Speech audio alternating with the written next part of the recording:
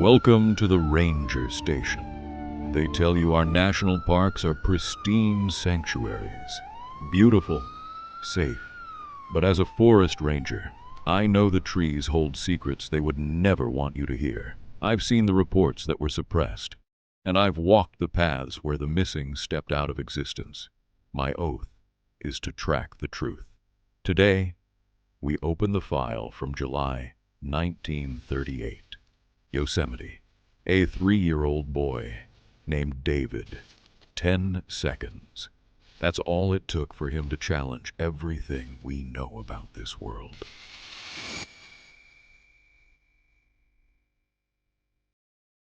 It was 11 a.m. on a Tuesday in the Crane Flat area.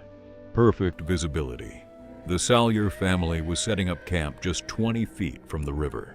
David, just 3 years old, and wearing a bright red shirt, was playing in the dirt near his father's feet. No strangers had been seen. No predatory animals had been tracked in the area. David's father looked down to tie his boot. 10 seconds later, he looked back up, and the space was empty. No sound of footsteps, no snap of a twig, no cry for help. David didn't wander away. It was as if he had simply dissolved into the air. Within hours, the largest search in Yosemite history was underway. Hundreds of volunteers, rangers, and the Army combed every inch of Crane Flat.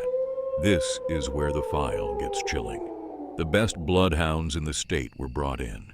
They picked up David's scent, but followed it to a specific point.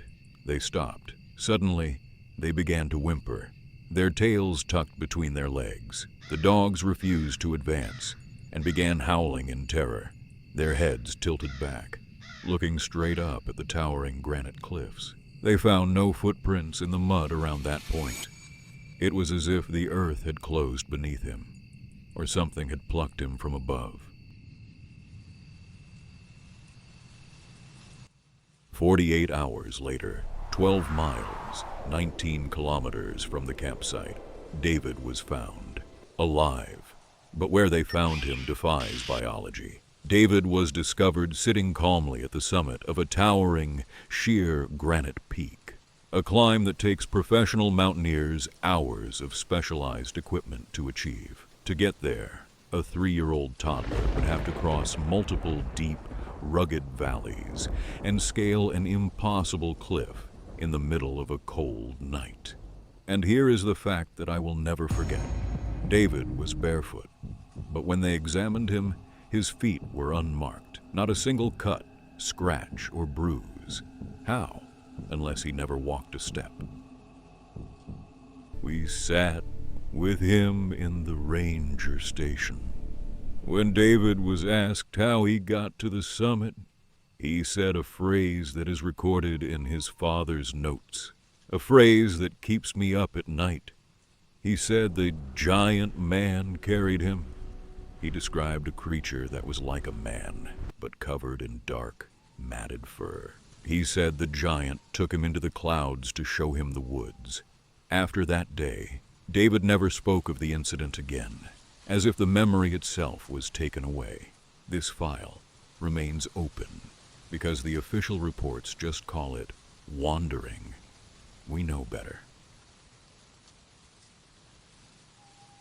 David Salyer survived, but hundreds of others in the missing 411 files never do. There are things in these woods that do not want to be understood. If you want to hear the next log, subscribe now and join our investigation. My work here is never finished. Stay safe out there. I'm the Forest Ranger, and the search continues.